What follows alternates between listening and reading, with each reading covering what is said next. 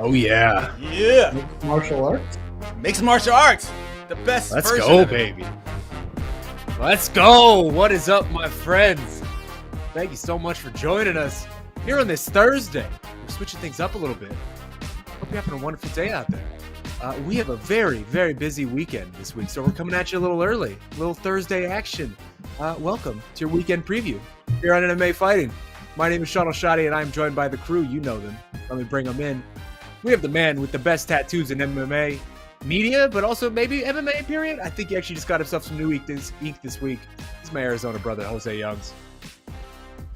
What's up, boss? Got the Lord of the Hot Take himself, Jed K. Meshew, joining us as well. I can't say his name. And Hey, guys. And then the legend, Damon Martin, getting in on some preview show action as well. You gotta love it. And of course, you say best tattoos. You don't only talk about my Infinity Gauntlet. Jeez, man. Hey man, I'll let David, you. I had no idea you had that. And then of course I the do. undefeated EK I Slater, respect man it in so the much. boards from the producer's desk. Yeah, when you said best tattoos, I was going to cut away to Damon, but I realized we had a little rivalry on staff, so jeez. There's no rivalry. It's just facts. Look at that. I like that. And thank you to you all as well for joining us. We're going to field your questions, comments later on in the show. But let's get rolling, fellas, because we have a lot to get to. It's a doubleheader this weekend. UFC Vegas 51 and Bellator 277. You have Belal Muhammad versus Vicente Luque on one side, 2 title fights. On the other side, McKee, Patricio Pitbull 2, Corey Anderson, Vadeem Nemkoff with $1 million on the line there. So I'm going to throw it to you first, Jose. The question is simple. Set the table for us. 28 fights between these two events, 2 days in a row. What's the best card of the weekend, and what's the single best fight of the weekend for you? The answer is both Bellator 277, and it's not because the main event of the UFC Vegas 51 isn't great. Like, it's a rematch between Vicente Luque and Belal Muhammad. That fight is awesome, especially for the welterweight division, which is obviously kind of in the headlines right now, especially at the top of the division. And these two, I think, have been kind of the dark horse for so long because they've been slowly and violently racking up wins. But the answer is Bellator 277. I mean, we all talked about it. Like when McKee fought Patricio Pitbull the first time, everyone kind of billed that as the biggest fight in Bellator history against the two best fighters in the history of that promotion. So now they're running it back. McKee obviously has never fought anywhere but Bellator, and he's also never lost against Patricio Pitbull, who I consider to be, if you take into all the accolades and everything, he's either 1 or 1B with McKee as the greatest fighters in the history of that promotion. And then Vadeem Nemkoff and Corey Anderson. I think Vadeem Nemkoff, he could be the best light heavyweight in the world. We don't know because he's not fighting. There's no cross promotion. Obviously, Europe perhaps and Golovkin going to fight in a couple months in Singapore. But Vadeem Nemkoff, Fedor's protege, is an horrifying human being who puts people through a meat grinder, and then they come out looking like disgusting, bloody, raw meat at the end of their fights. Corey Anderson has been talking all that greasiness. He's looked like a man possessed since leaving the UFC. So if we're talking storylines, high-level martial arts, interest in terms of the diehard fan base, I think Bellator 277 checks all the boxes. That's not to say the main event for UFC rules. Just the rest of that card, not great, if we're being honest. What do you think, Jed? Because Jose, if I'm being honest, you're right on all accounts there. For me, it's Bellator. This is a Bellator week. It's rare that we get a week where Bellator is the dominant card over the UFC. But to me, it's happening right now. And McKee and Pitbull is the fight. If you had to pick one fight among all these, Damon, you first. Do you guys agree? Is this a Bellator week? Sure. I think everything Jose said is correct. Like, oh man, that was unenthusiastic. It's because everything Jose said is like fundamentally accurate, but also, does a Bellator card happen if nobody knows it's happening? Because nobody knows this is happening or cares about it at all, which is great. Honestly, it actually makes sense. It's a very fitting follow-up to the biggest fight in Bellator promotional history, which was McKee Pitbull 1. They have let McKee Pitbull 2 just kind of happen in silence because for whatever reason, like, I don't know. This should be a card we're stoked about because honestly, there's a lot of other competitive, interesting fights going on this Bellator card. I know Aaron Pico was originally going to fight, I think, Kennedy, right? But Aaron Pico is still going to work. Tim Johnson, Linton Vassell are two of their top heavyweights. That mileage may vary there, I agree. But there are other things going on outside of the two fights, which I think Jose was nailed it. Like, these are the two best fights of the weekend. I think Vadeem Nemkoff, Corey Anderson is my pick for the best fight this weekend. It's the most relevant fight. It is my number 2 versus number 3 light heavyweight going to battle. And I will be frank, if Vadeem Nemkoff wins convincingly, he's probably going to move to my number 1 light heavyweight in the world after this fight. These are all things that should matter. And I cannot find it in me to be that pumped because it doesn't feel like Bellator's that pumped. Like, it does not feel like they care about this even. And maybe I'm wrong. I'd love it if you guys, could convince me otherwise, but it really feels like Bellator is just kind of in cruise control on life now, and that they aren't excited about bringing fights to us, even fights that are this big and important. And so, this is a Bellator weekend for quality, but at the end of the day, like, I certainly expect the UFC, as meager as it is, to still do more numbers than Bellator will. Damon, get in here, man. Do you agree with everything Jed's saying there? I mean, what's the sense you're getting heading into this? I mean, Bellator's got the better card, but, I'm kind of with Jed on the whole, if a Bellator card is happening and no one's around to watch it, did it actually happen? Because that's kind of the feeling with Bellator these days. But I will disagree on the best fight of the weekend. Listen, I love AJ McKee and Pitbull. I was super excited about the first fight. Ended in 2 minutes. Will the second one go that way? I doubt it, but I am still excited for it. And I actually am really looking forward to Corey Anderson, Vadeem Nemkoff, because, the argument is there. The winner of that fight is the number 1 light heavyweight in the world. You can't forget Corey Anderson trucked Glover Teixeira when he fought him in the UFC, and Vadeem Nemkoff has been on an incredible run. But I think the best fight of the weekend really is the main event in the UFC, and I say that because I've said it many times. Vicente Luque is the second most exciting fighter in the world right now, behind only Justin Gaethje. I mean, that guy just does not put on boring fights. He starched Belal Muhammad in, whatever it was, like a minute 20 the last time out. Belal has looked really good lately, beating Wonderboy, beating Damian Maia, high-profile wins right there. And listen, Vicente Luque's fighting. I don't care if he's fighting Randy Brown, he's fighting Nico Price, he's fighting Mike Perry. Anywhere he's at, I'm going to watch that fight. So in terms of guaranteed excitement, I want to watch Vicente Luque. So that's my favorite fight of the weekend. Plus, it's two pretty high ranked guys in the UFC, and even though neither one of them is going to get a title shot right now, it does set up some potentially good fights in the future, depending on what happens and what shakes out over the next couple months. So I still like that one the best because Luque's fighting. I'm guaranteed a fun fight. It's fair. I mean, let's dive into it, Damon, because, Jose, you spoke a bit about it. I want to start with UFC this week because, it is UFC, and ultimately we do know that more people will care about this fight than the Bellator fight, even if the Bellator card is better. Jose, you know me. I'm the biggest Vicente Luque guy out there. I've been driving this bandwagon for a long time now, but I hesitate to call this more than a one-fight card. Like, is this generally what we're looking at on Saturday? Is this a one-fight card to you? Yeah, this, like, on paper, just looking at it, this reads more like a Dana White Contender Series fight card. Like, there are interesting names. Like, I think Miguel Baez is awesome, and he's had 2 back-to-back losses. But his fight against Santiago Ponzinibbio that he lost, that was one of my top 5 fights of last year. And then he just got caught. I can't remember who it was. It might have been Chaos Williams or someone. He just got caught at the end. So still an exciting young guy. At one point, he was kind of viewed as one of these top contenders. And then, like, Drakkar Klose is on it. Jordan Levitt's always an interesting cat. Kevin Kroom. Like, these are all interesting guys and interesting names, but there's no real marquee fight between 2 people outside of the top 5. Yeah, I know Miguel Baez and Andre Fiallo is a great fight, but it's not like that would still kind of be a weak co-main event. This is every definition of a one-fight card. And compared to Bellator, like, that whole main card is interesting. Yeah, and to be fair, we lost a couple big fights here, right? Like Uriah Hall, Andre Muniz was supposed to be on this. That would have been nice to have. Zaleski dos Santos fell off of this. That would have been fun against Monina Laziz. So, there was other things on there. But Damon, Jed, let's go to you first. This welterweight division right now is in a very curious place for the UFC, right? Like, you have Leon Edwards and Kamaru Usman. That seems to be a foregone conclusion at this point. You have Khamzat Chimaev coming off of last weekend. Colby Covington is what the UFC is pushing for. Who knows if that'll get booked, if Colby will accept it, but that seems to be assumedly a number one contender type of shot for Khamzat Chimaev.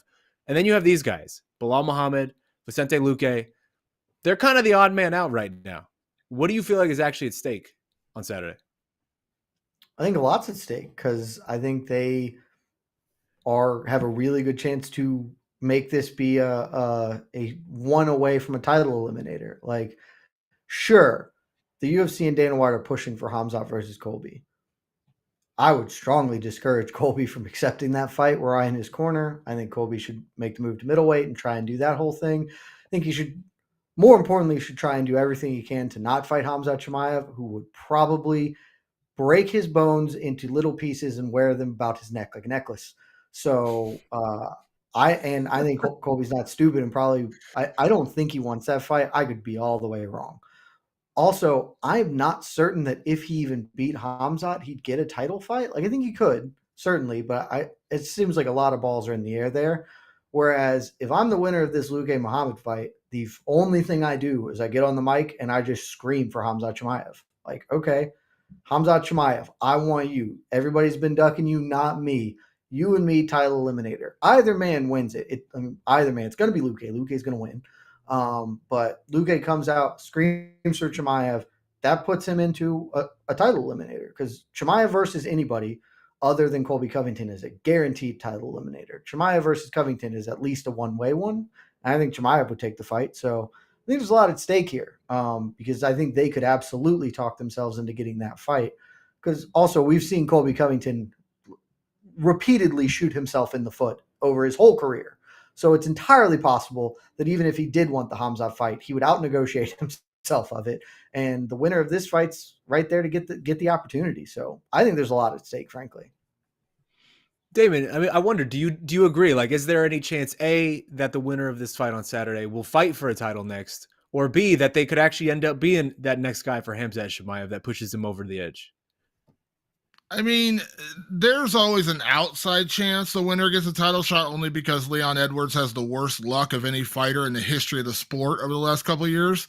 So there's a chance that, maybe he gets injured and, something weird happens and they, Khamzat can't fight and they throw in, a Luque to do something like that. So there's a chance. I mean, it's not a big chance, but there's a chance. But I agree with Jed in terms of the magnitude of this fight because everyone's talking about Colby and Chimaev. I don't disagree. I don't know that we're going to see that fight. I mean, sure, the UFC wants to make it, but the UFC wanted to make, Colby and Woodley, back in the day, and that fight fell apart. And then it ended up being Woodley and Usman and all that things happened. So there's no guarantee we're going to see Khamzat and Colby. Colby is done, called out everybody but Khamzat. So the fact that fight's proposed, great.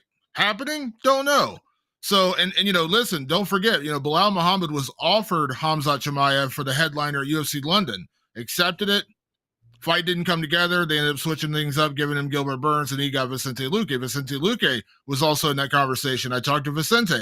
100% he would have fought Khamzat. Jumped at the chance to fight Khamzat. Still would fight Khamzat because he won't fight Gilbert Burns. Vicente will not fight Gilbert Burns under any circumstances. So I agree. The winner of this fight could potentially get a title shot. Again, that's a very slim chance. But getting Khamzat, I'd say there's actually a pretty strong chance that happens, and that is the quickest path to a title right now is to go through Khamzat, and that's a big fight for either one of these guys. I mean, Jose, man, I think a lot of people don't realize or forget or anything like that this is actually a rematch. Like, we've seen this fight before. It was like what, I think 6 years ago at this point. It was a bit ago. UFC 205, if I'm not wrong. You have Vicente Luque out there. He won in 79 seconds. Not a lot you can glean from that quick knockout. I mean, there's a lot you can glean. Maybe, though. I feel like they're both very different fighters, or at least Belal is to a certain extent at this point. 6 years is a long time. Who do you think has more to lose here on Saturday, Jose?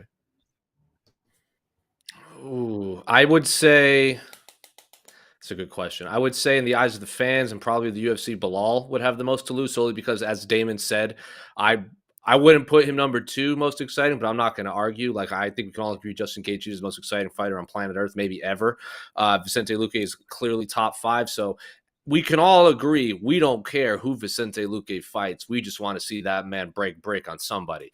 Belal Muhammad, how many stoppage wins does he have in since that loss to Vicente Luque? What does he have? One other loss? I know he lost to Jeff Neal, but other than that, I can't really think of any. I know he had the weird no contest because he got stabbed in the eye by Leon Edwards.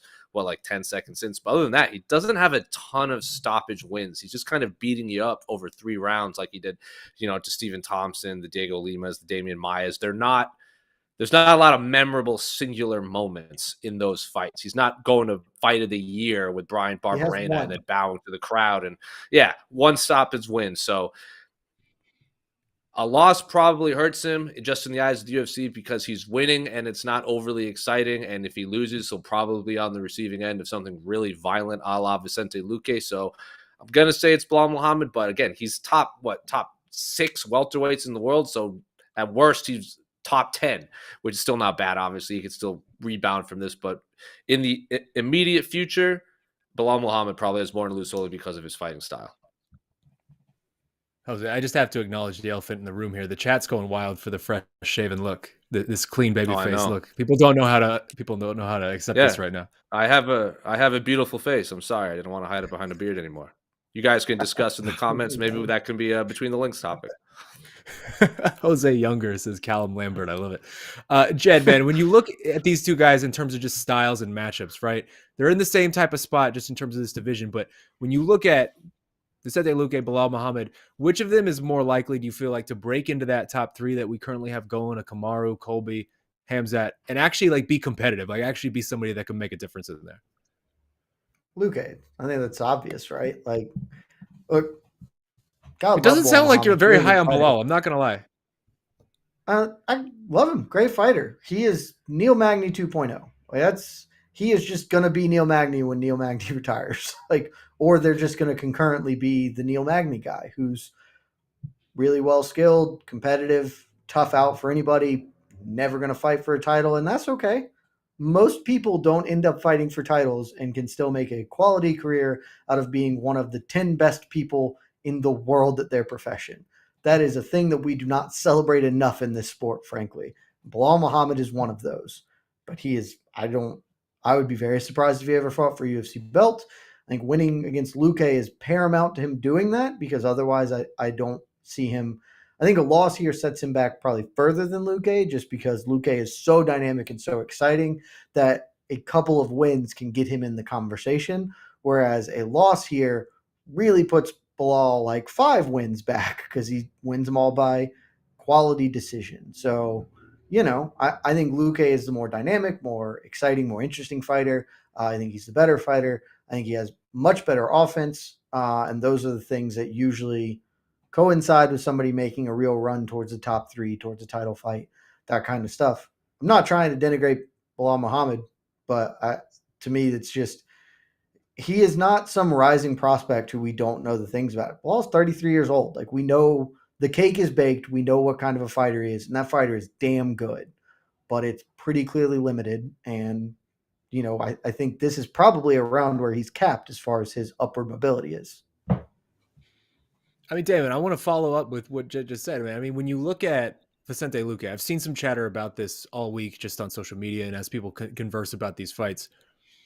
Is Vicente Luque a low-key, very sneaky good matchup, do you think, for some of these top guys in this division, an Usman, Chimaev? He doesn't really get thrown into that conversation a lot because he is just so quiet outside of the ring.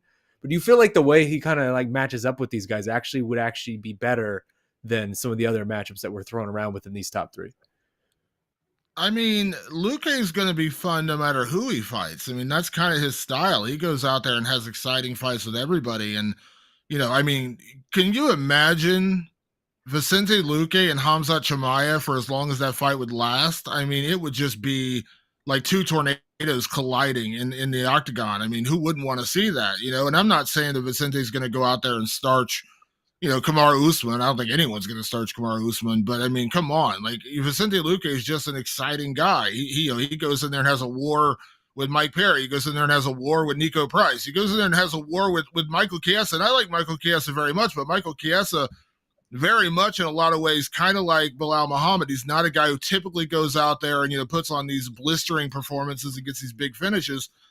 The whatever 4 minutes that fight lasted was awesome because Vicente Luque makes every fight awesome. So the ceiling, I don't know what the ceiling is on Vicente because he is so freaking dangerous. I mean, you make one wrong move, he will knock you out. He will snatch you in a Darce choke. He will put you away. So to say that there's a ceiling on him right now is tough because, we just haven't seen him in a lot of those opportunities. Yes, he does have the loss to, Wonder Boy. He does have the loss to Leon Edwards early in his career. But again, anytime he's in there, it's going to be exciting. And you can't say with 100% certainty that if, Usman ducked his head the wrong way or Khamzat, goes for a takedown and doesn't get it, or they're just out there swinging, trading punches and he can't beat anybody in that top 5. I just refuse to believe that.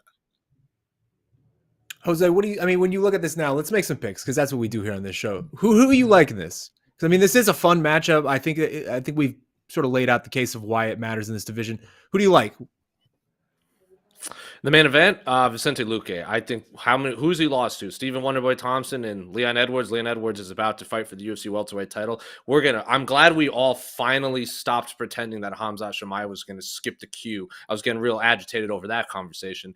And then Stephen Thompson, when he lost to him in Madison Square Garden, that was like peak Stephen Thompson, or like right at the end of peak Stephen Thompson before Belal Muhammad and everyone has kind of been piecing him up lately. So he's only losing to the best of the best. I think Belal Muhammad, as Jed said, is really damn good, but he's just Neil Magny. I think Vicente Luque beats Neil Magny right now too. So I just think Vicente Luque has more tools. He's more violent. He's more exciting. I'm not going to say his cardio is better because Belal Muhammad has said that he can just go for rounds and rounds and rounds. And I haven't seen that, so I'm not going to comment on it. So I just think Vicente Luque is better across the board and more violent, and Belal Muhammad is fantastic. He's just not on Vicente Luque's level right now. Fantastic analyst, though. I really, really like him on the ESPN desk. I think he's one of the more underrated not color commentators, but like analysts when they kick it to him. So great guy, great fighter, great analyst. I just think Vicente Luque is better right now in the year of our Lord 2022. Totally agree with you on the analyst thing. Like I don't feel like he gets mentioned enough in regards to when we talk about the really great UFC analysts, but he's actually like surprisingly good at it, and he hasn't really had that many reps at it yet. So he seems like he could have a future there. Jed, your pick is the only way Belal gets this done is this wrestling. Is that kind of what we're looking at? Yeah, he's gonna have to do it for 25 if he wants it, and there's an avenue. I just don't think it's consistent. It just is what it is. Like to Damon's earlier point, I don't think Vicente Luque would go out there and clobber Kamaru Usman, but it's possible. It wouldn't shock me if they fought and he managed to be the guy who did the violent thing and won.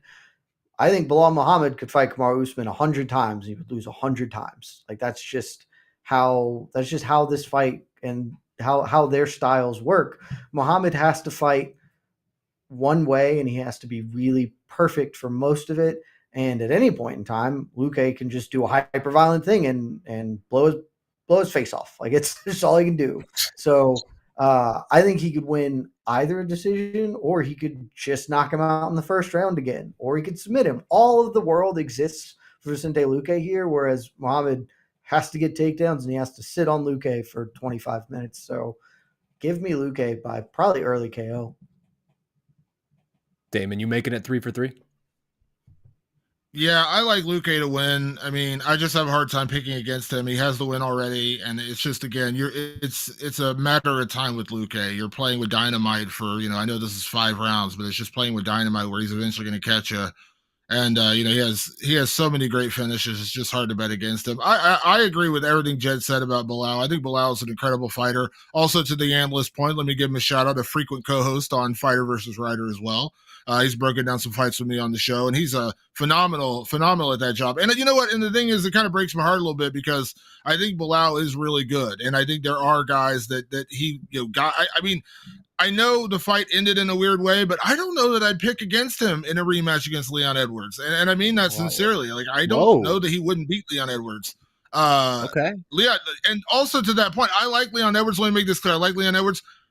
Either Vicente Luque or Belal Muhammad after Saturday night will have a more convincing win on their record than Leon Edwards has right now, because Leon Edwards has not fought anyone and beat anyone in the current top 10 in the welterweight division. None. Nobody. Zero. So it kind of breaks my heart that Belal never got that fight back because I think Belal could beat him. I really do. But it's just Vicente, I think, is just on another level right now. Will Vicente beat Colby? Will he beat, Khamzat? I don't know, but he has a chance. So, yeah, I like Vicente to get it done here. And, in typical Vicente violent fashion. So I hate. No, go for it, Jed. Clear. One, I want to apologize because I think Damon has been having to fight with me too much, and he has absorbed my hate for Leon Edwards because I don't like Leon Edwards. I've been really honest about it. But I will give the man his due. He has beaten a man in the current top of the welterweight rankings. He's beaten Vicente Luque. So that's what I was gonna say. Yes, he does have that win, and you can't take it away. That's from true. Him. He did have that. I've forgotten. Yeah, I would pick him to beat Belal in a rematch because I thought that first fight looked very clear how the trajectory was going, but that's a whole different thing. But I'm glad that other people are getting on the Leon Edwards. Let's bag on him because it's a great train. A lot of opportunity for success in the future with that train. Oh man, y'all gonna be so sad when Leon pulls the upset at the century off on Kamaru Usman. I will be stunned. You're gonna have a lot of crow to eat. You're gonna have a lot of crow to eat. I'll do it. I'll eat it. I will eat my hat. You say that a lot. I haven't seen a lot of hat eaten, but I feel like you've had a couple ways you should have eaten your hat by now already. Let me add something to this. I don't think I've ever seen Jed wear a hat, period. So do you even own hats? Yeah. I mostly wear hats outside of us doing filming stuff. You guys want me to start wearing hats? I will wear hats.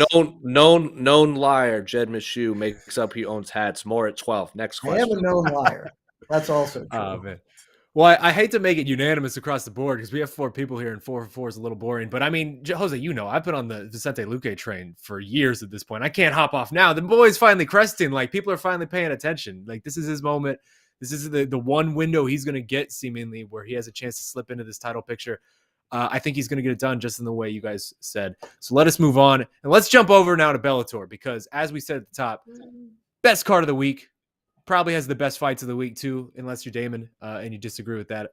But just in general, let's talk about AJ McKee versus Patricio Pitbull, too, because when we saw this fight last summer and we saw AJ look what looked to be a star-making performance against Pitbull, it felt like this was the biggest layup for Bellator in a long, long time, right? Like, here's this guy, homegrown star. You've literally built him from the ground up. He matures into just this beast of a champion who knocks off the most decorated fighter in your promotion's history, does it easy, like it was nothing.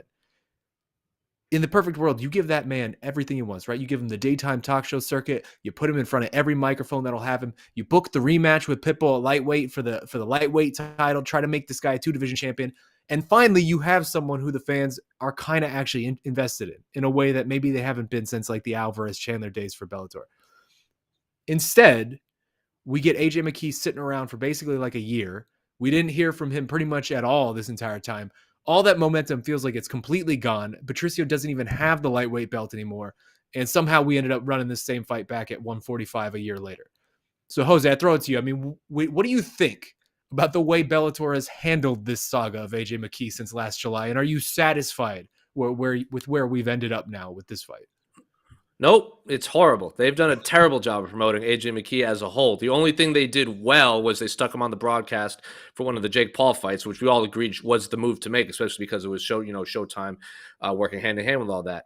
AJ McKee, what? I remember doing the post show after this, and at the time, Alex Savis, our coworker, someone asked her because she works in a lot of the non-MMA world. She has a lot of fans that aren't in the MMA world.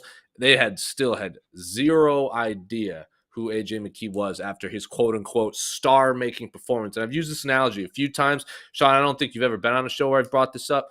Paddy Pimblett had 1 million Instagram followers. He was 0-0, maybe 1-0 in the UFC. Got his Instagram taken away. Now he's back, I think, at 800,000 Instagram followers. And he has $1 million deal. And he got his teammate $1 million deal. AJ McKee has a little over 100,000 Instagram subscribers. And the same week that Paddy Pimblett signed a 7-figure deal with Barstool, AJ McKee had a hot dog named after him.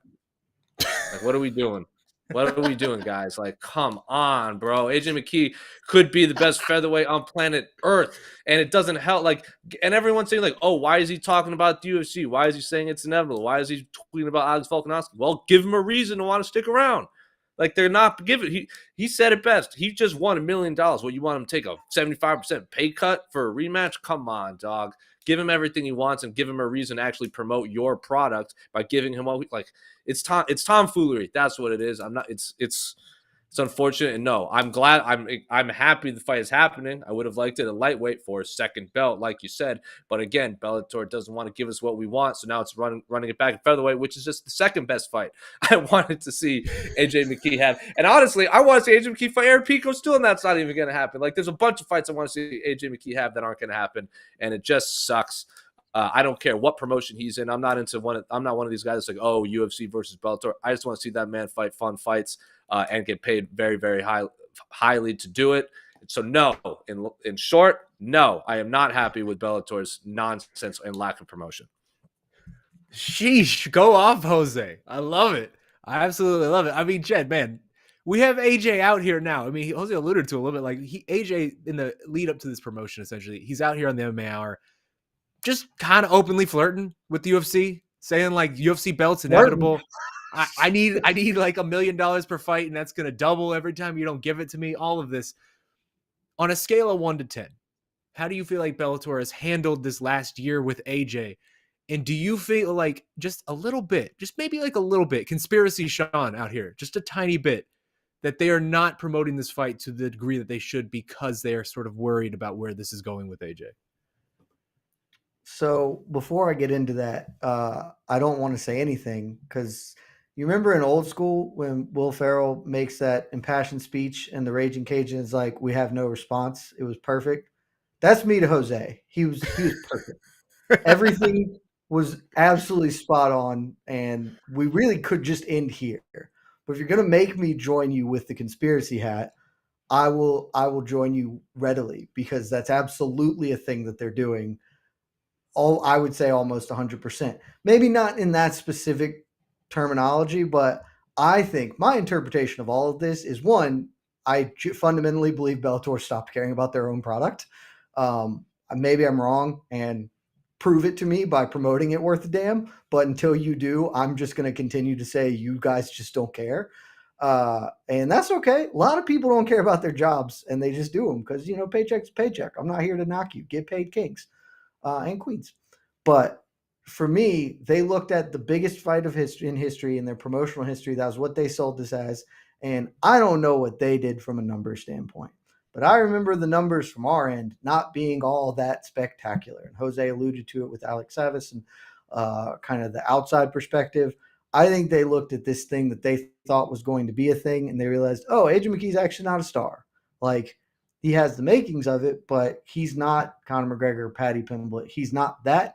And so, all right, we're just going to roll with it. And so I think they are not investing in him because I think that they have already made the mental calculus that they cannot keep him. They currently have him under contract because that's how championship clauses work. But my reading of his experience on the MMA Hour is that dude is gone. The moment it is possible for him to leave, he is leaving. Say what you will about the $1 million. I think that's like me saying, you guys pay me $10 million and I'll do this. Like I could say $1 billion. It doesn't matter if they're not going to do it. And he's just gone and they know it. And so they're not going to get too juiced up in promoting him because they know he's gone. They know that even if they tried to promote him, it's probably not going to yield tremendous results for him. And so they're just kind of spinning their wheels because look, I caught a lot of trash for this earlier this year when I wrote about it. AJ McKee is less of a star than Kayla Harrison, and they would not make an offer that Kayla Harrison could not refuse or that PFL couldn't match. So if they aren't going to unload the Brink truck for her, they aren't doing it for him either. So he's gone. He's on a timeline, and so I think your conspiracy is correct. They're just not going to invest in a product that is going to leave them in the near future. Damon, I'm interested to hear your thoughts here because you were on the AJ McKee train very early. Like, I have been calling him the best non-UFC fighter in the world this week. But if you look at our MMA Fighting Global rankings, like, you were on AJ McKee way before I think a lot of us, and really they're the only rankings in MMA that matter, if we're being honest. He Not the on those Bellator rankings. He on those rankings right now is the top male pound for pound fighter outside of the UFC. So there is something to there. So I wonder, Damon, you've spoken with AJ ahead of this fight. You've spoken with a couple times. Where do you feel like his head is at? Like what sense do you get from him in just where is all this headed? Well, let me tell you, it's weird because when I spoke to AJ, it was right after the fight got announced. So it was about 6 weeks ago, 5-6 weeks ago.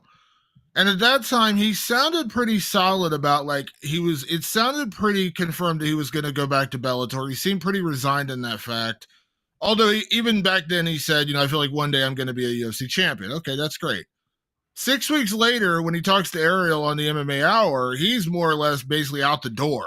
He's saying, I want $1 million per fight. So somewhere in the negotiation, something went bad or something went sour to the point where he went from, he was saying, bring guys to me, bring guys to Showtime. I want to fight them over here. I want to go and do pay-per-view, blah, blah, blah, to pay me $1 million or I'm leaving for the UFC. So something had to happen in negotiation where either he made a demand and Bellator turned him down or something happened. Something had to have happened to change that relationship in that 6-week period. My guess is in the middle of negotiations, he went too high, they went too low, there was no middle ground, and now here's where we're at.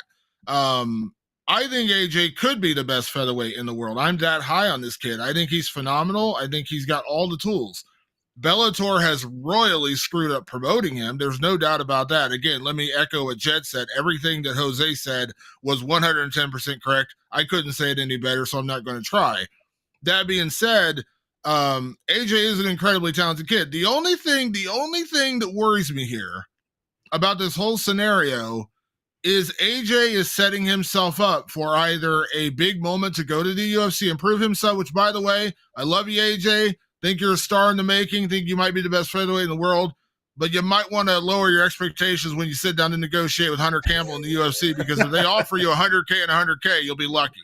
That being said, AJ is one bad move away from his stock dropping to, I won't say zero, not zero, but stock dropping dramatically. Because if he goes out and gets starched by Pitbull, now I don't think he will. I think he's going to win. I know we're going to get to picks, but I think AJ wins. But Pitbull's capable of doing that. Pitbull is capable. He did it to Michael Chandler. He's done it to a lot of people.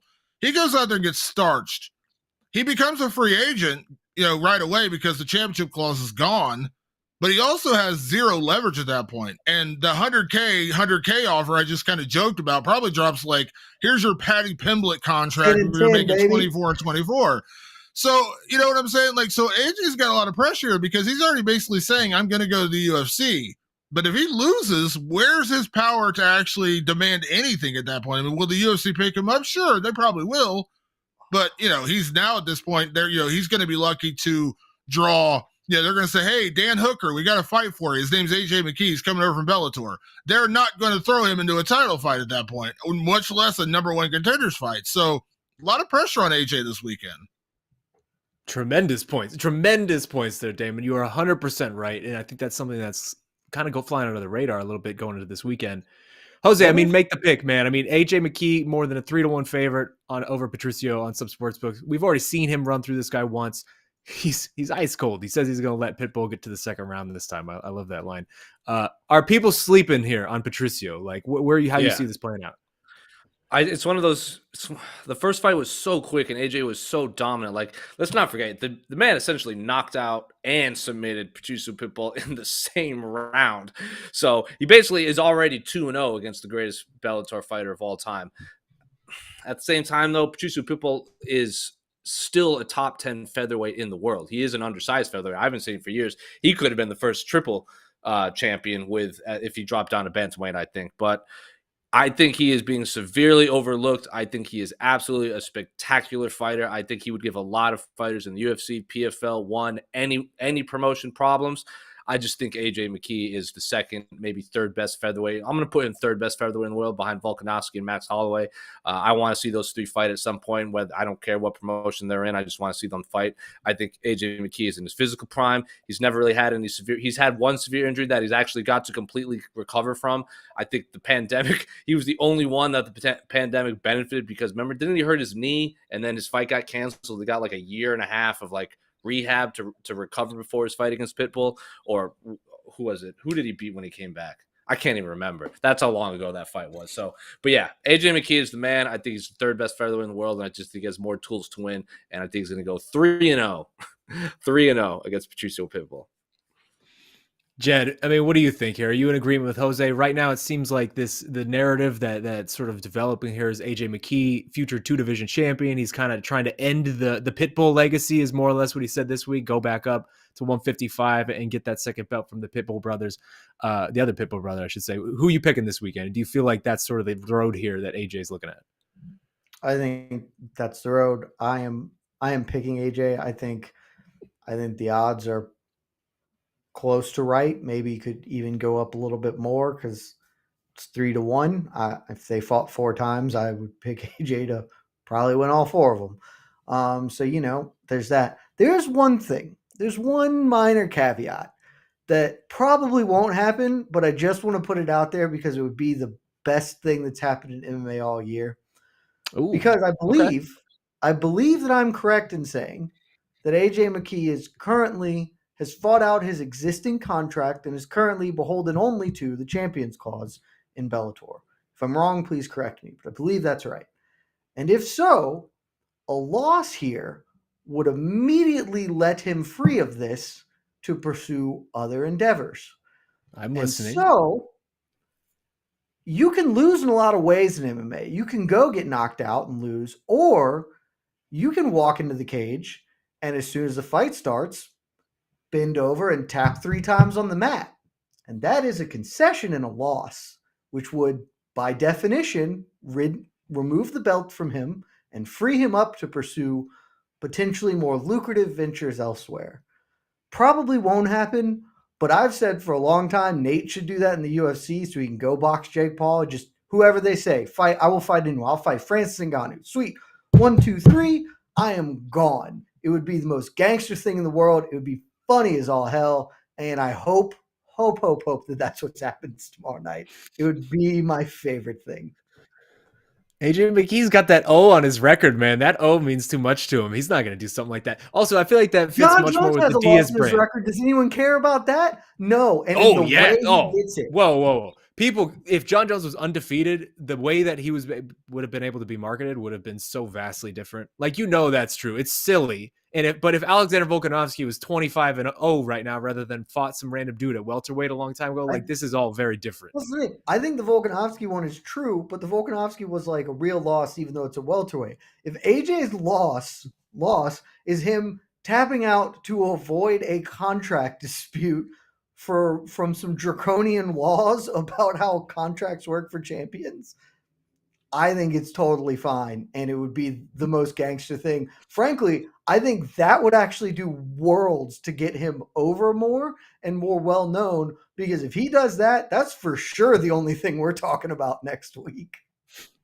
Well, I am nothing if not an agent of chaos, so I'm here for any and all chaos. Damon, make the pick. What do you think of this crazy conspiracy Jed's thrown out? Just let's throw it to you. I'll say this. It's funny, and I've never said it vocally, but I'll say it now. Jed, I've actually had that theory for a long time. Like, why not just walk in, tap the canvas, walk away? You're done. And Nate Diaz, I agree. That's probably what Nate Diaz should do. He probably should just say, yeah, give me Khamzat. Walk in, tap the canvas, leave. Sure, do it.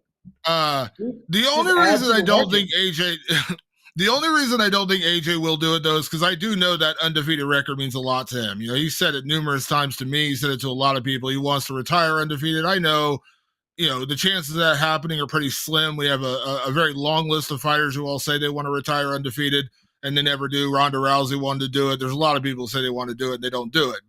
So I think that does mean something to him, and I don't think he would ever want to lay down for Pitbull. Like, I know that's not the way maybe it would be portrayed, but I just don't think he would ever do that. So I don't think he will. That being said, I think he wins. I don't know if it'll be as quickly as last time, but I think it will be convincing, whether it's a submission or another knockout. I think he does win. I think he's just got a lot of size, a lot of reach, a lot of power. I like Pitbull, and I agree with Jose too. Pitbull could be a guy who maybe even be better suited for bantamweight. But I think he wins this fight, and then I think he goes up, he beats his brother. And again, I don't know how much this is going to continue to extend his contract, but the Pitbull family is going to really, really, really not like the name AJ McKee coming soon, because I feel like he is going to be a 2-division champion, probably. Well, based on Bellator timing, he'll be the Bellator 2-division champion by like 2025, by the way they schedule him. But in theory, he could be the 2-division champion before the end of the year. If he's still fighting in Bellator in 2025, we should all riot. That'll just be awful. I'm just saying, based on Bellator scheduling, they'll probably wait like another year and a half to give him his next fight. It's possible. It's possible, and we should all be furious by it.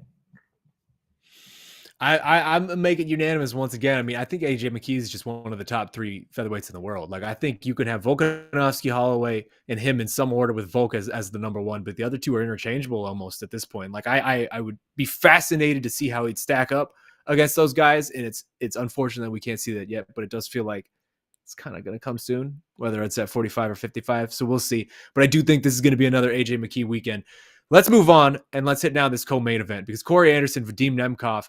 Jose, you let off the top with this. You mentioned it. Light heavyweight tournament finals, $1 million on the line, but also kind of low-key stakes for someone having a potential claim to being the number 1 light heavyweight in the world with the way all this has played out. Like, Corey Anderson's already, frankly, like, beaten Glover Teixeira pretty handily on the short notice not too long ago. So that's out there. Throw it to you straight. I mean, are you buying what Bellator's selling here? Do you like where we ended up with this whole lightweight heavyweight tournament? Yeah, I think Corey Anderson created a lot of buzz when he hopped over from the UFC to Bellator. He was coming off that KO loss to Jan Blachowicz, and I think we can all agree that he probably deserved the title fight before that, after he beat Johnny Walker at Madison Square Garden. And then I think he kind of ruffled the UFC feathers a lot, so they didn't give it to him. They gave him Jan. He got knocked out, and then he made he's created a lot of storylines and narrative when he jumped over from the UFC to Bellator, because he was still one of those top 5 light heavyweights in the world. And if he had maybe 1 or 2 more, he's probably fighting for the light heavyweight championship over there. But he made a lot of noise, and then he beats Melvin Manhoef, who Melvin Manhoef is like a legitimate terrifying human being in or outside of the cage. And then he knocks out the guy that I can't pronounce. I'm very sorry. You got a lot of letters that don't really ever appear next to each other in an American dictionary. He was kind of like, I think Corey Anderson did a good job selling that fight, because no one knew who he was, and he had a really impressive record. So he's like, I'm taking this fight. I have a high chance of losing, and no one has heard of this guy. Still took the fight, and then he beats Ryan Bader in less than a minute in Phoenix, Ryan Bader's hometown. So, and then, as I said, Vadeem Nemkoff is basically the heir apparent to Fedor Emelianenko, just a horrifying human being with dynamite in his hands. It says maybe 2-3 words total in an interview, and we all just eat it up. So I don't have a problem with how this ended, especially because Corey and Vadeem are just so polar opposite in their personalities and their fighting styles. I'm very much looking forward to this fight. That being said, I think this is the hardest fight to pick of the 3 we're probably picking, between the UFC main event, the Bellator main event, and now the Bellator co-main event. This is really tough. I think this is like 51-49, and whenever that's the case, I side with the champion. So I'm going to pick Vadeem Nemkoff, who after that could have a legitimate argument is the best 205er in the world. It's interesting. I mean, Jose, you're not wrong. Like, you and I were both in Phoenix for that fight against Ryan Bader between Corey Anderson.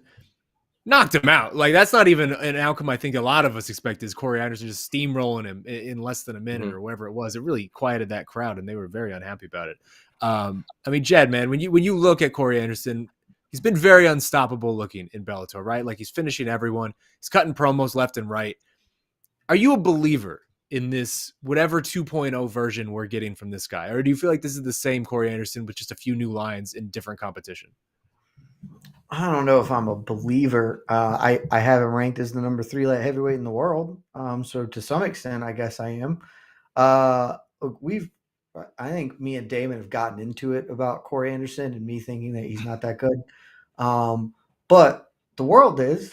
sometimes not being all that good still means you're better than everybody else in a division that is rancid. And that's kind of where we're at. Like, I think it's very possible Corey Anderson is the best light heavyweight in the world. It's really a shame that that's the case, but so it is. But the reality is, if either of these men win this fight convincingly, I'm probably putting them as the top light heavyweight in the world.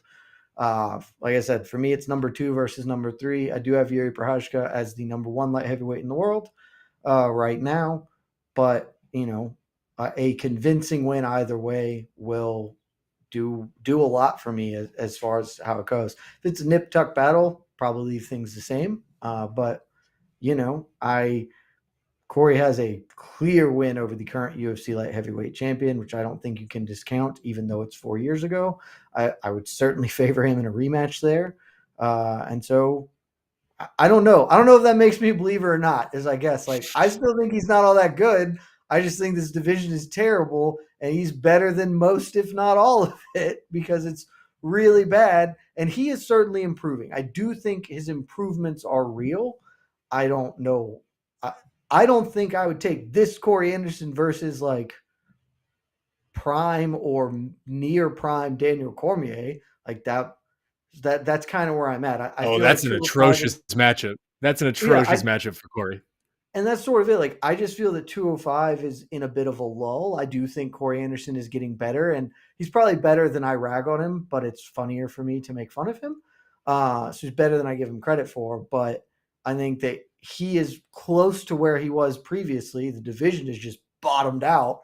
And so, cream rises in that situation. So I guess I'm a believer in context, but I'm still not like a fundamental believer that Corey Anderson is going to forge new destiny for light heavyweights and be the standard by which all of them should aspire to be.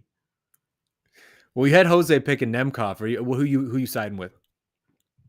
I'm going to take Nemkoff. I actually totally agree with him and everything. I think it's a really close fight. I would be interested to see if Nemkoff can get any grappling going against Anderson, who's obviously a very good wrestler. How that plays will be a lot. I do think on the feet, Nemkoff is maybe a little trickier, can kick a little more. I don't know. I'm really interested to see how it works out, frankly. I'm going to side with Nemkoff, but I would not be at all surprised if Corey Anderson beats him. Damon, let's go to you, man. I mean, Jed laid it out perfectly. This light heavyweight division right now is a little bonkers, if we're being honest. Like, it just kind of doesn't make a lot of sense. At this point, like, the Glover being champion has really thrown a wrench into all of this for I think in terms of rankings and matchmaking and a lot of this. Who do you side with on this? Who you pick? And is there a chance for you that whoever wins this is going to be your number 1 light heavyweight in the world? Listen, I'm siding with Corey Anderson. Jed's right. I have been the defender of Corey Anderson for quite a while now, and I continue to be so, and I will continue to be so. I think he did get a bit of a raw deal in the UFC. Of course, he lost to Jan Blachowicz. No shame in that. Jan's the top guy and a former champion in his own right. So no shame in losing that. And we can't forget, granted, it was years ago, but he did, maul Jan in their first fight. Granted, again, it was 6 years ago, but he did. I think Corey got a lot of weight off his shoulders going to Bellator, getting away from kind of the toxicity of what he had in the UFC, getting away from always constantly wanting to prove himself to Dana White and get the attention. And he just never was a very highly respected fighter. And, part of that's based on his own performances. He had some ugly losses in there and all that kind of stuff, but I think he's looked great lately. I do like Vadeem Nemkoff a lot. I think he's an incredible fighter, but he's had some moments where I'm kind of like, oh man, that's why it's been hard for me to continue to ride with Nemkoff, because there are those moments, like Phil Davis a couple times, and I'm just like, oh, I don't know. I don't know if I picked this guy to be the best guy in the world. At moments, he has flashes of it. But there's a pretty consistent line on Corey Anderson. And one thing that Jed said I do agree with is I think Corey's getting better. I think he's actually stronger now. He's got more knockout power. He's established a pretty strong jab. We know his wrestling's there. His ground and pound is really solid. And I just think he's got confidence right now. I think that's a big difference. He's got confidence. So I like Corey Anderson to win this fight.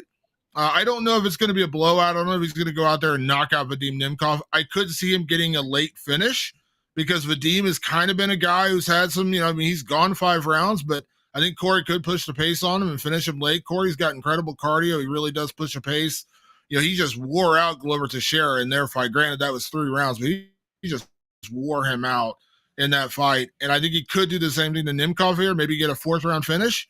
And if he wins this fight for at least the next 6 weeks, I think Corey Anderson is the best light heavyweight in the sport. And I say 6 weeks because if Yuri Prochazka goes out and does what Yuri Prochazka does and he finishes Glover Teixeira, he's probably going to be number 1 again. But if Glover wins, and I think Glover can win that fight, hard to argue that, Corey did truck him pretty hard when they fought. So for 6 weeks, Corey Anderson could be the best light heavyweight in the sport. I think I'm right there with you.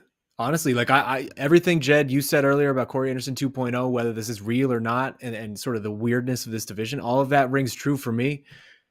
But I do believe somewhat. I mean, when you hear him speak, it feels like a man who just feels a lot lighter in his life, right? Like he just feels like he doesn't have some sort of weird weight looming over him. He obviously had a very contentious relationship with the UFC, or just the way that he sort of viewed the UFC and what they were pushing him to do of, you can't be this wrestler. And him just talking about feeling like he wouldn't be able to progress in this division unless he became more exciting, and it really messed with his head and all of this. I'm a believer now with where Corey Anderson is in his life, his confidence, all of that. I think he can go out there and actually put on a really impressive performance, and there will be he is Bellator's best chance. Let's say that. He is Bellator's best chance to have an actual claim to having the number 1 guy in a respective division in this sport. And who knows how long that'll last, because I agree with you, Damon. I have Yuri Prochazka number 1 right now at light heavyweight with the weird way this division is. If he goes out there and beats Glover Teixeira convincingly, I think I would keep him there, absolutely. But Corey Anderson has a chance, man, and I'll side with you on that. That is my pick as well. Casey. Jump on that bandwagon. Jump on that bandwagon. There's room. Let's do it, baby. All right. We have now hit the top 3 fights of the weekend. Casey, my man, let's get you in here. Let's hear from the peeps. Let's see what's on people's mind. And by the way, accepting any and all questions about the best damn NBA team in the whole world before we start this revenge tour 2022, baby. Let's go. The Boston Celtics? I would gladly take the Celtics, baby. We beat them in 5 or 6. We talking Sprots ball? All right. Sorry, Mr. 3024. Some of us watch other sports. All right, here we go. What we got here? Okay, we already talked about that. Here we go. All right, this one's coming from Matt Maggio, who says, what are the chances the winner of Luque versus Muhammad fights Chimaev, knowing Colby Covington is historically hard to book? We actually already addressed this a little bit, but anybody else want to jump in here? I think there's a 50-50 shot, if we're being honest. I think it's going to be I think Colby Covington is going to fight Colby Covington is going to fight Khamzat Chimaev on ABC in July, probably in Texas. That's just my assumption. That's certainly what they want. Do you think those two gentlemen would take a fight in a main event without any pay-per-view points? Or would it be Chimaev and Colby? Colby already did it. Colby already did it. Yeah, Colby will do it, but only after he makes a fool out of himself, because that's his preferred method. He likes to corner Dana White at a blackjack table, and then Dana punk him, and then he'll do the thing that the UFC wants to do. Yeah, like Colby already went down this road with the Masvidal fight. He didn't get pay-per-view points. They're not going to give it to him now after he's already accepted it once. Did he just admit to that? Did Masvidal? Colby Covington said 3 times in 3 different press conferences on MMA Fighting's YouTube page that he's not getting pay-per-view points against Masvidal. And Masvidal did? Yeah. Yeah. Masvidal didn't. Yeah. Yeah. Weird. Hey, man. Leverage. It's all about leverage in this game. We're using weird and Colby Covington in this sentence. And Colby apparently doesn't have a whole lot, so yeah. This one's coming from Suave Rico Suave. He says, with AJ McKee saying he's, quote, just not that impressed with Volkanovski, and stating if they were to fight, it's a bad matchup for Volk. If they could fight now, surely it's a bad matchup for AJ. And that's his question. What do you guys think? I don't care. It's not going to happen. Like if the fight's not going to happen, I don't give it any mental. It doesn't take up space in my brain. Like that fight is not going to happen until one of them signs the other one. Then I'll be like, oh, he's wrong. Like Volkanovski is the best featherweight in the world. He's really effing talented. Might be the best fighter in the world. So AJ just might be second. But again, it's not going to happen anytime soon. I don't think it. I just hate when people say this, like, Same. because, like, I wasn't impressed. Well, that's dumb. Like, that's just dumb. Like, Especially he on was something that was so obvious- obviously impressive, right? Like, Yeah, it that's was just obviously like you can just be honest. Like, it's a lot cooler if you're just like, yeah, man, that was a hell of a performance.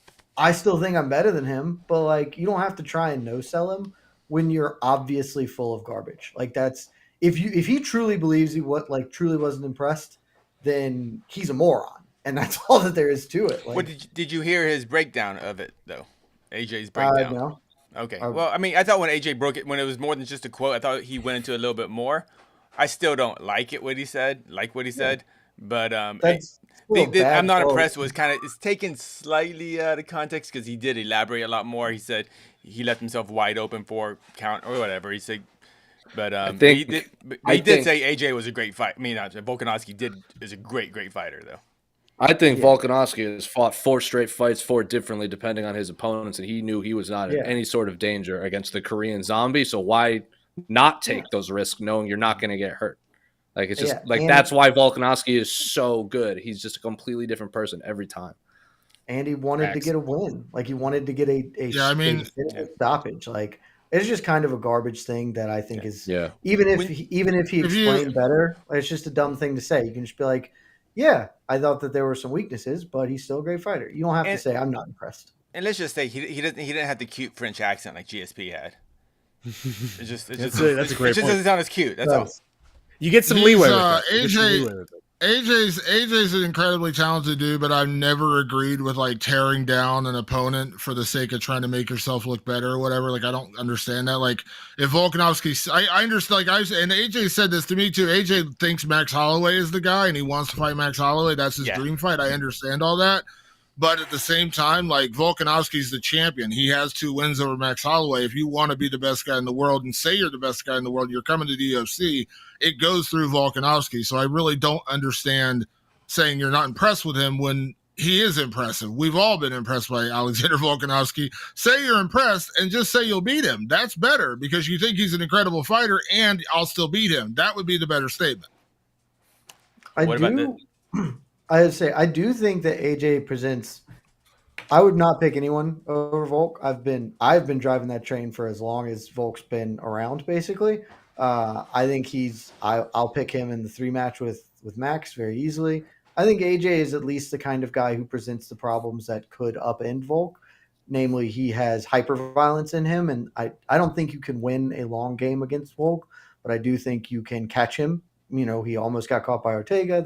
That's the way to do it, and AJ can do that. I also think Volk is probably just going to have AJ figured out before they step in the cage. But AJ should super not want Max. I think Max puts a hurting on him. Max has all sorts of problems for AJ as far as I'm concerned. I think that's why he wanted Max, because I think he does feel Max is the toughest fight out there. But it's cool. Well, I think Max Holloway not going to matter anytime soon. Don't matter, yeah, man. I think Max Holloway's absorbed 1,000 punches in his career, and if you're going to fight him, it should be probably in the next year or so. Because like Yair Rodriguez almost beat him. I've been saying that for literally 3 years, and his chin is still impervious somehow. I don't understand it. All right.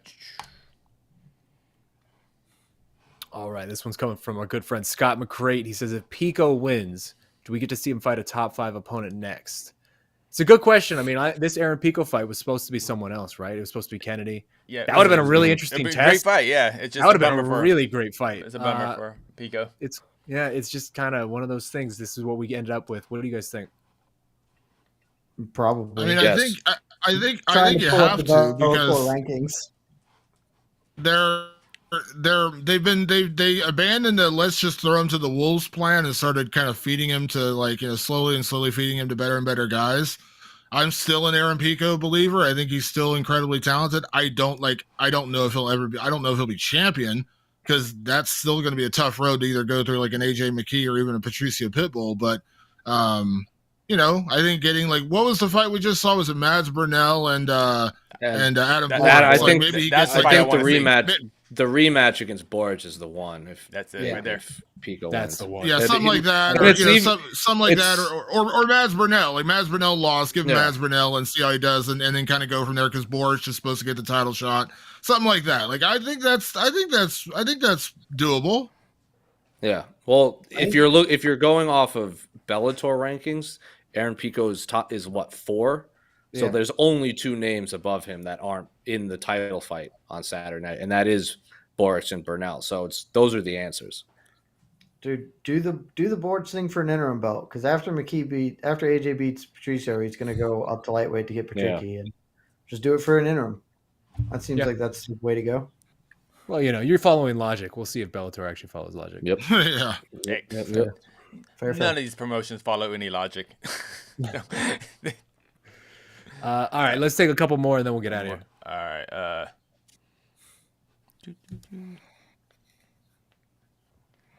right. This one's coming from Jaden Kelly. He says, will Belal Muhammad consistently be able to take down Vicente Luque? I mean, that's really the question of the fight, right? Like, that's kind of one of the major keys coming into this. What do you guys think? Probably not. I think the key word in that sentence is consistently. Will he be able to take him down once or twice? Probably, but great. If you take him down once, keep him down or continue to take him down. So consistently, no, but I do think he'll score at least maybe 1 or 2. I wonder, too, whether he can actually hold him down, because Vicente Luque is a scrambler, man. Like, that dude is a shifty character. If you're getting him down, he's usually getting right back up. That's the big thing to me is Belal, if you look at the stats, questionable. Belal's takedown efficiency is pretty low, and that's even coming off he took Wonder Boy down like 20 times off of 21 shots or something like that. Also, not for nothing, Vicente Luque has some pretty impressive defensive submissions. Yep. Like, you shoot on him, he's probably going to be shooting for all kinds of submissions immediately. So good luck with that. Putting that neck in danger, I think Jose's right. Consistently is the problem, especially because Luque can get up. I mean, he can get him down. Bilal's really good as a wrestler against the cage, and I think that's where his biggest advantage, if he's trying to slow Vicente Luque down, is push him against the cage and try to work from there, because you do not want to be in open space with Vicente Luque. That's just a recipe for disaster. But as we've all said, Vicente's not afraid of the takedown because he has such an incredible submission game.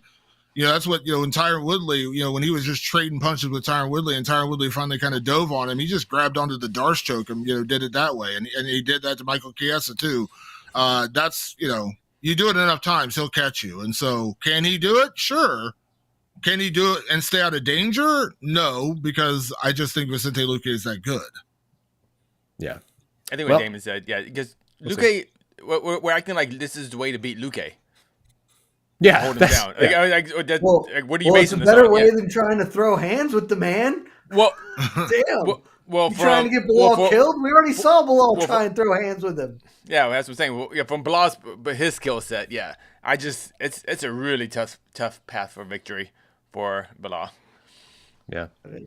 All right, let's get one more last one, and then we'll get out of here. There's other fights, gentlemen. There are? Oh, I mean, what Joseph Boza says, what is the under the radar fight for each card? It's Huggy Boy. It's Chris Barnett. It's Beast Boy. Like, what are we doing? How do we go an hour 15 without mentioning Chris Barnett? That man is a gem, a joy, and we should all appreciate him. What do you guys think? How is he on the prelims? Dude, that's a great question. How is he on the prelims? He's like in the prelims too. That card. Dude, they put any heavyweight as the co-main event for fight nights, and yet Barnett. What? Because Damon, they have no offense to the God's honest truth. Lots of offense. Those guys should not be co-main. A lot of offense. The co-main event. Neither man has a wiki page, which again you can just go make one of those. Like you could do that yourself. And they are both have never fought in the UFC before. They're both Contender Series guys. Yeah, they're two. I looked them up, so I wasn't sure how deep we were going to go in the preview show today, so I did some research and I looked them up because I seriously had never heard of either of them before about 20 minutes ago. And I looked them up. I was like, neither one of them have fought in the UFC. They're both Contender Series winners from this year. I was like, are you kidding me? So yeah, it's Decent prospect, just but beyond wild. comprehension that Chris Barnett is not on the main card, much less not the co-main event, because this card beyond the main event is like, I think it's dumpster fire is an insult to the rest. Like, that's an insult to dumpster fires. I mean, Hey, even Anderson Silva and Brock Lesnar didn't have UFC fights, and they debuted in the co-main event. I'm just saying.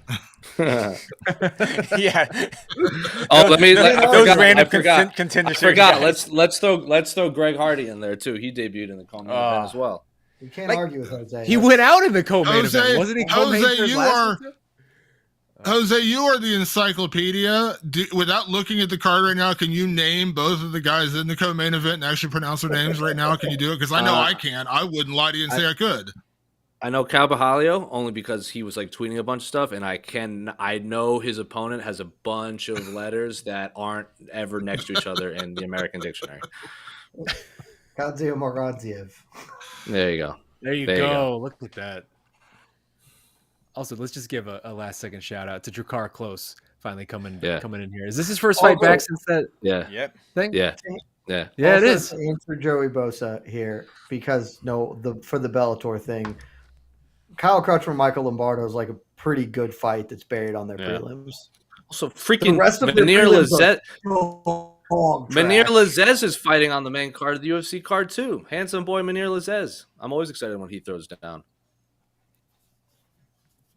There you go. Who's he fighting, Jose? Let's end it on that. The co-main event should have been Chris Barnett versus William Knight. That should have been the co-main event. Just have them just keep running into each other over and over. I mean, that seems awesome. Yeah. I don't know why I wouldn't do that. Just do a couple of big boys slapping meat. Big boy slapping meat is all you ever want. Look, I said it on BTL. I'm going to say it here. If you guys have anything else to do this weekend, family, do that and tune into MMAfighting.com, because you don't need to watch this stuff. We'll do it for you. I mean, at least point the people back to watch the Bellator card. Watch the Bellator card. I said tune into MMAfighting.com. You know what? That's watch what you want to watch, people. Don't listen to Casey. Don't listen to Jed. Just do what you want to watch. Don't listen to Jose and do what you want. Listen to us. Jeez. Before we're out, Jose, show us some Bobby Hill tattoo here. Oh yeah. What's going on? Where we at? Wait, hold on. Nice little Akatsuki Bobby Hill for. And I tried to get it on my leg. I was like, "Can you put this on my leg?" And my tattoo artist is like, "No, you want people to see this. We're putting it right out in the front." And I'm like, "All right, let's do it." So he slapped it on there for everyone to see for the rest of my life. Look at that. That's some primetime placement, man. You're rocking with King of the Hill for the rest of your life. Look at that. And you can't really see, but they even got the shining on red eyes in there too. Shout out to James Tran. Full circle tattoo. There we go. This has been your early Thursday afternoon weekend preview. We appreciate you guys for joining us. My name is Shaun Al-Shatti. We have Damon Martin over there, Jose Youngs down there, Jed Meshew down there, and of course, the undefeated EK Sigladen, man in the boards. We'll be back Saturday night after UFC, so join us then. We'll be hitting everything from the weekend, Bellator, UFC, hitting it all. It'll be good stuff. So, hey, stop by, join us. Let's have some fun. In the meantime, enjoy the rest of your week. Have a fun weekend. Enjoy the fights, and we'll see y'all later. Appreciate you rocking with us. Happy birthday, okay? It's not my birthday.